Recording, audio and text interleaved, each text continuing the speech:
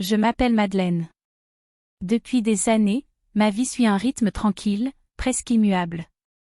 Henri, mon mari, est un homme prévisible, doux et attentionné, et nous avons construit ensemble une maison, une famille, des souvenirs. Chaque jour semblait glisser dans la routine, ponctué de repas tranquilles, de promenades dans le jardin et de visites de nos enfants et petits-enfants. Pourtant, parfois, je sentais au fond de moi une petite étincelle de nostalgie, une sensation de manque que je n'arrivais jamais vraiment à nommer. C'était un après-midi d'été, un de ces jours où la lumière dorée semble ralentir le temps. Henri avait dû partir pour un déplacement professionnel, laissant la maison silencieuse et calme. J'avais prévu de jardiner un peu, de m'occuper des fleurs et de l'ombre douce des vieux arbres qui entouraient notre maison. C'est alors que Lucas, mon petit-fils, est arrivé pour m'aider. Il avait grandi si vite que je me surprenais encore à le reconnaître à peine parfois. Sa curiosité et sa vivacité apportaient toujours une énergie particulière à la maison.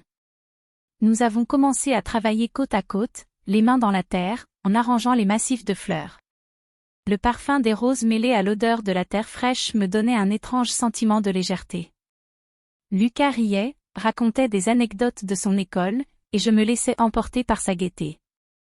J'adorais ces moments, où l'on pouvait parler librement, sans interruption, simplement profiter de la présence de l'autre.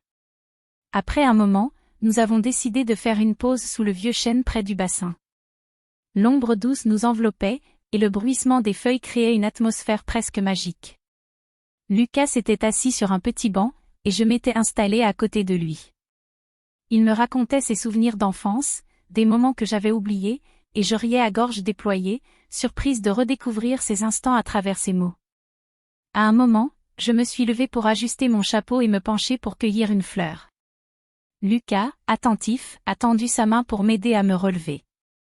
Nos mains se sont frôlées, et ce contact, bien que simple et innocent, a duré un peu plus longtemps que nécessaire. J'ai senti un frisson, un mélange étrange de tendresse et de complicité.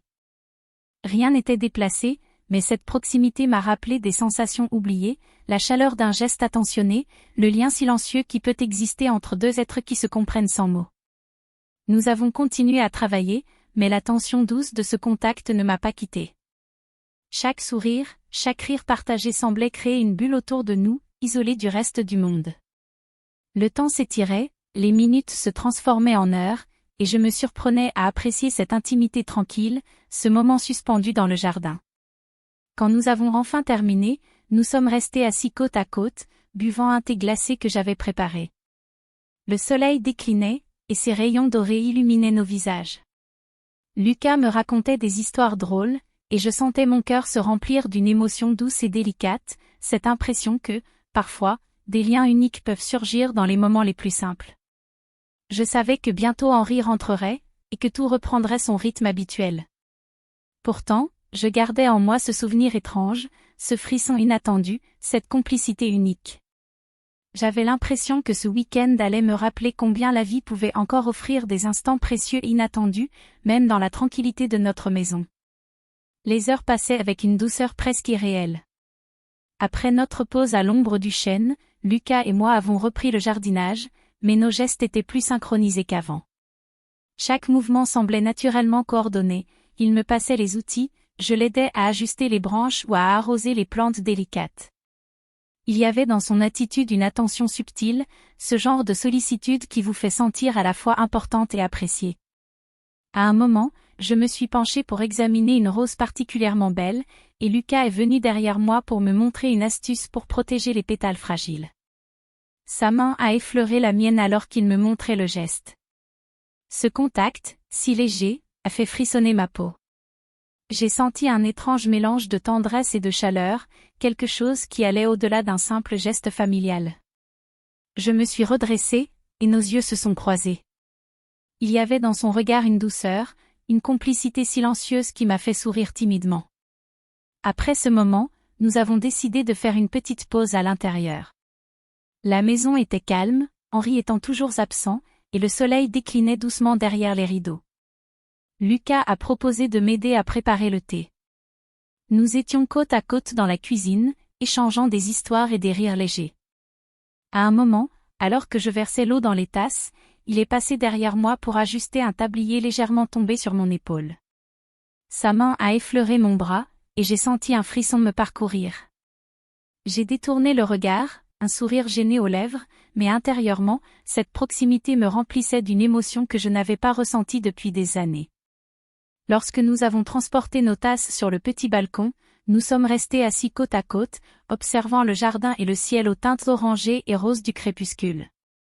Le silence entre nous n'était jamais gênant. Au contraire, il semblait intensifier la connexion subtile qui s'était créée.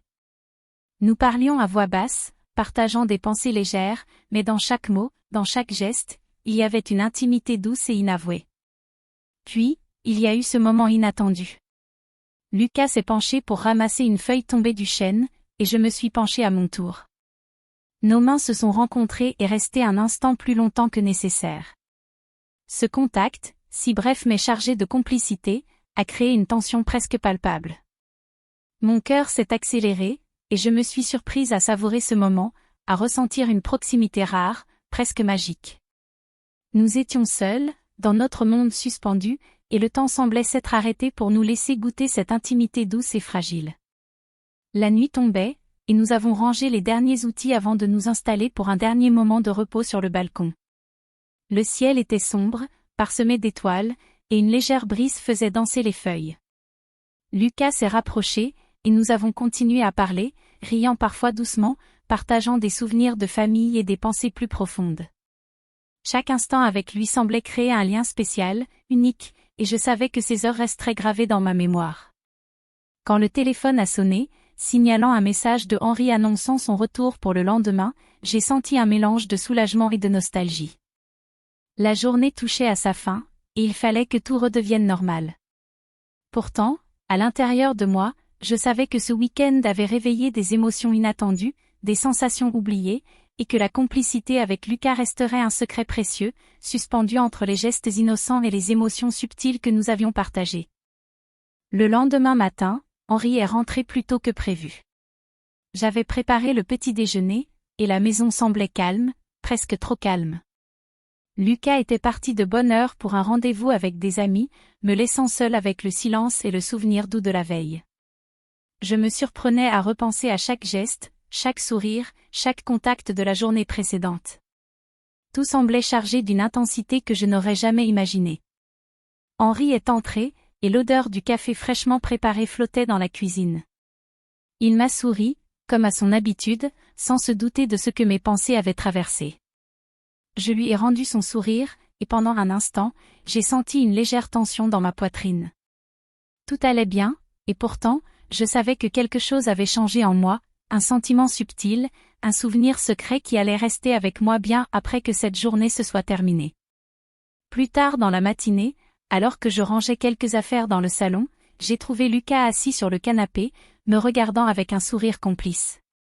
Nous avons échangé un regard, et sans dire un mot, nous avons partagé ce petit moment de silence qui en disait long. Il y avait dans ses yeux la même tendresse et la même complicité que la veille. C'était étrange, presque irréel, mais profondément humain. Nous avons passé le reste de la journée à faire des activités simples, ranger le jardin, préparer le déjeuner, et partager des anecdotes de famille.